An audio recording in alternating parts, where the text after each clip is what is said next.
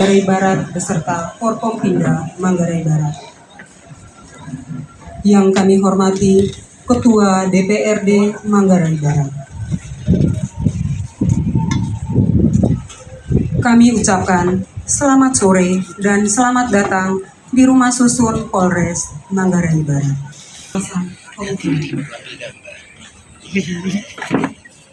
Yang keempat, sambutan Bapak Kapolda Nusa Tenggara Timur sekaligus meresmikan Rumah Susun Polres Manggarai Barat. Yang kelima, penandatanganan prasasti. 3.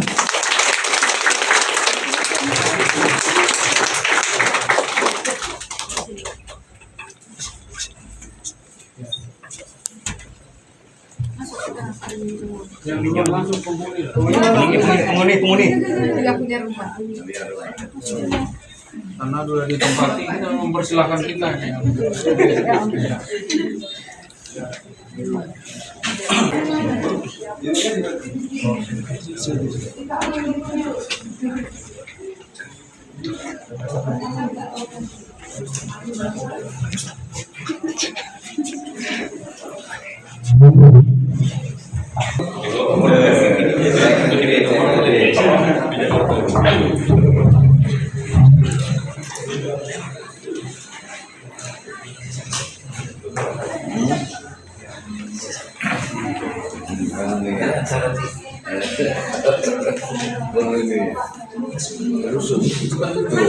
Perwakilan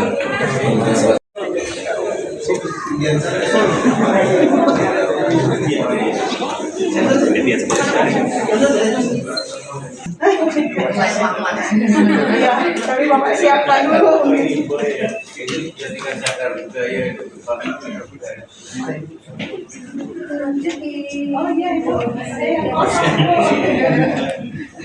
Oke.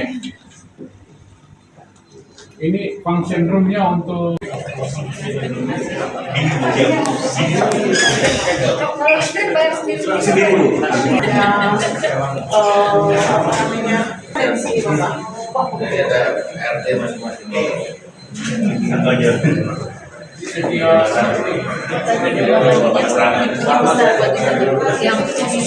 Kalau yang biasa enggak ada bunyi lagi. Yang diresmikan harus bunyi itu. Sore. Cek lagi. Mana?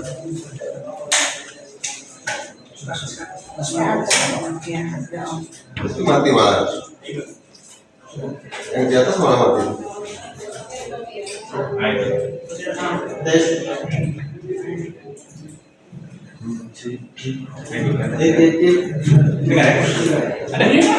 ada suara ada ini.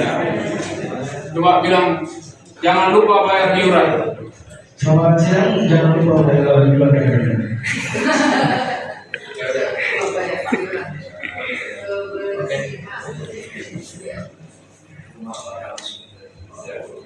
ada musolanya di sebelah. Musolanya mana? Di sebelah. Iuran bersama ya.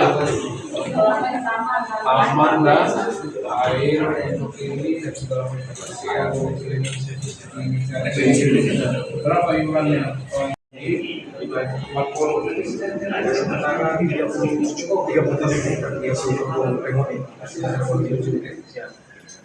terus yang satu itu sedekahnya untuk inisiatif satu orang tiga lantai secara semuanya Indra nggak semua masing-masing di bagian lorong kamar dua.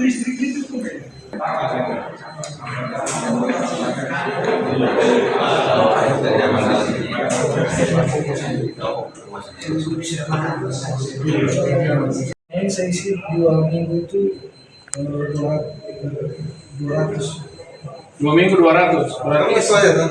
Siapa? Kamu ketuanya kan? Siapa?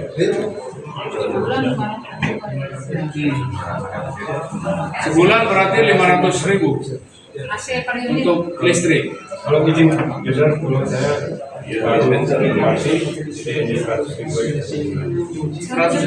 karena sendirian. Udah 2 bulan. Ibu habis berapa sebulan? Lama yang tahu dari ini. Yang lebih tahu saya yang ngomong. Si Jenderal 500.000. Enggak, rumah sendiri. Ya, Rumah masing-masing. Siap. Kamar masing-masing veteran 1.300 itu kurang lebih 500.000. Kami sudah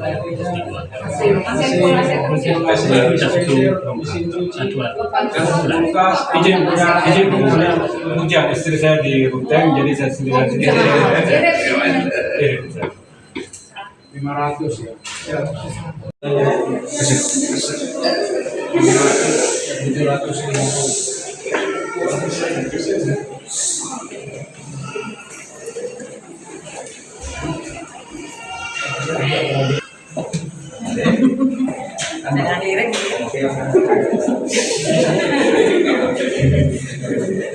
750.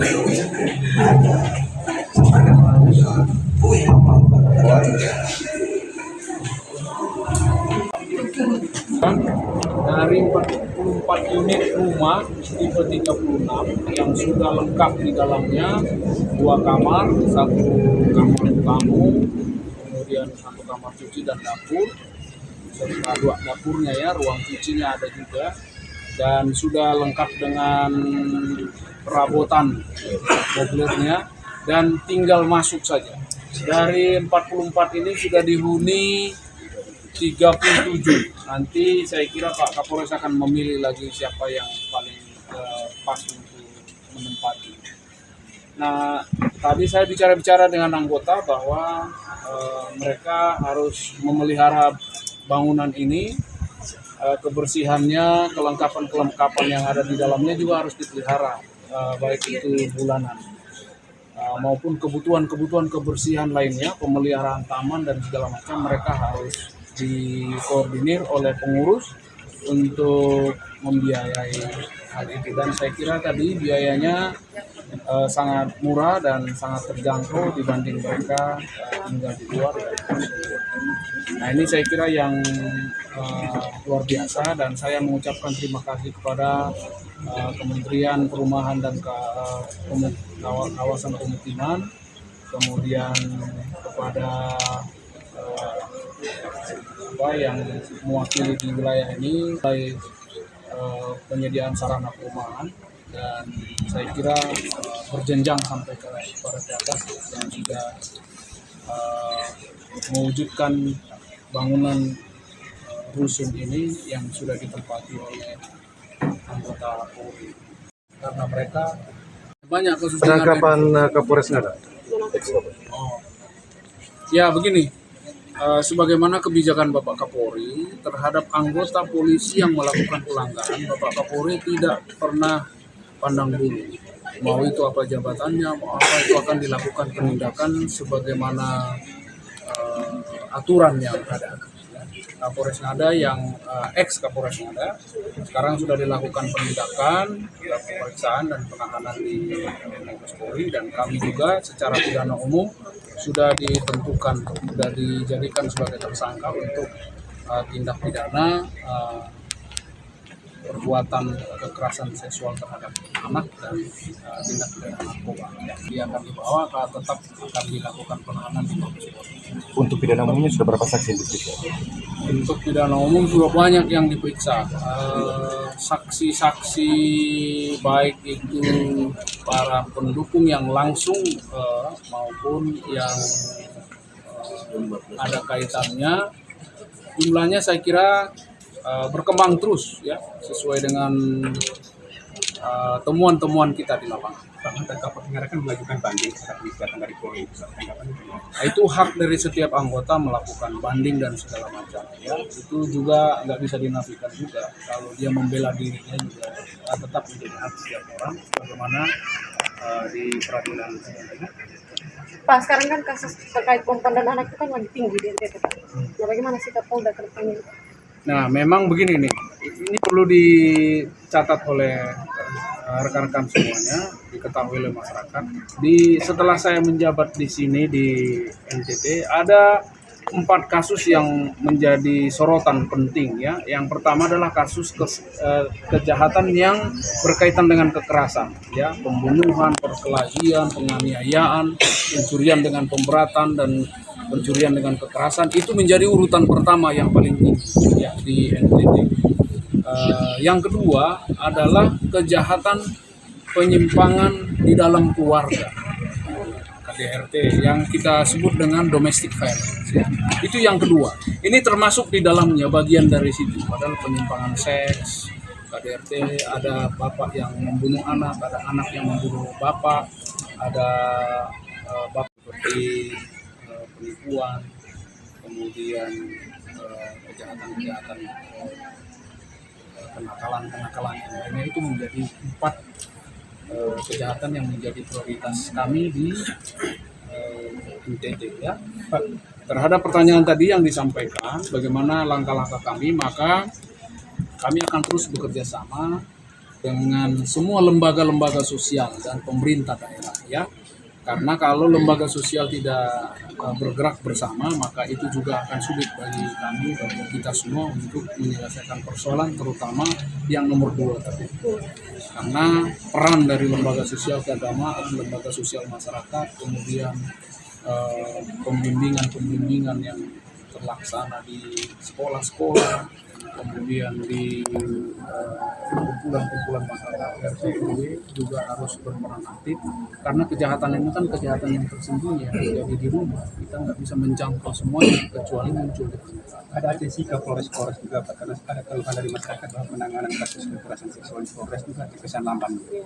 Ya, saya sudah perintahkan sejak awal. Jadi saya begitu bertugas 6 bulan di sini, saya sudah evaluasi itu keluhan-keluhan masyarakat, karena memang penanganan terhadap kejahatan kekerasan seksual baik itu terhadap anak maupun terhadap perempuan itu menjadi prioritas kami. Saya sudah memberikan arahan-arahan tertulis maupun arahan lisan untuk hal ini.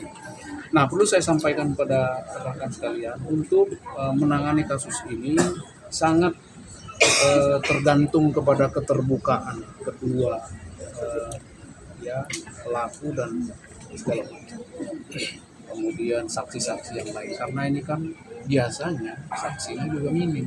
Oleh karena itu penyidik biasanya memang kesulitan, dan ditambah lagi pemenuhan alat-alat bukti yang lainnya itu tidak ditambah.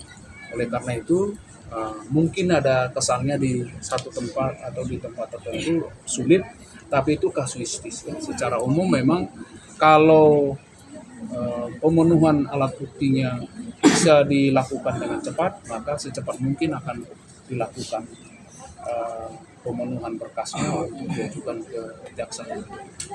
Persiapan pengamanan Lebaran bagaimana? Kemarin sudah dilakukan rapat secara berjenjang dari Mabes Polri dan sudah kita lakukan juga di tingkat provinsi untuk mengetuk semua di 22 kabupaten yang ada di NTT bahwa semua berkomitmen untuk mensukseskan pelaksanaan bulan suci pelaksanaan ibadah bulan suci Ramadan dan juga nanti hari raya Idul Fitri. Tapi menurut data yang kami punya selama ini, saudara-saudara kita yang Muslim yang berada di NTT, mereka adalah orang-orang yang patuh hukum, yang juga orang-orang yang luar biasa. Mereka tidak pernah bikin masalah di NTT. Mereka adalah orang-orang yang sangat menghargai toleransi, dan juga saudara-saudara kita yang beragama non-Muslim juga, yang Katolik, yang Protestan, juga mereka sangat toleransi dan menyambut semua acara dan program saudara-saudara kita yang Muslim. Pak. Ini terakhir Pak, terkait kasus narkoba ya. Jadi baru-baru ini kan ada penangkapan. Jadi penegasan dari Pak Kapolda seperti apa? Ya, saya perintahkan kepada seluruh jajaran dan seluruh masyarakat, kalau ada yang pelaku narkoba silakan tangkap, silakan kepada polisi, maka polisi akan menindak. Dan saya juga perintahkan secara tegas itu berjenjang dari Direktur Reserse Narkoba yang ada di Polda untuk melakukan penangkapan terhadap semua pelaku narkoba, terutama pribadi-pribadi yang mengedarkan. Ini menjadi target utama kita. Pak, untuk tambahan Pak, yang selama ini kan terkesan hanya tangkap pengedar kecil saja Pak, sementara yang bandar besarnya tidak ditangkap, bagaimana gitu? Ya itu dilakukan penangkapan, tapi untuk mengejar bandar itu tidak segampang apa yang kita pikirkan itu, karena mengumpulkan banyak hal. Dan biasanya memang yang dikorbankan adalah pion-pionnya, tapi percayalah kita semua bertekad untuk menangkap semua saya selalu berikan arahan kepada para Kasat Reskrim, Direktur Reserse Narkoba dan jajarannya untuk mengembangkan kasus sekecil apapun terhadap pengedarnya ya, pengedar dan di atas pengedar sampai kepada bandar ya.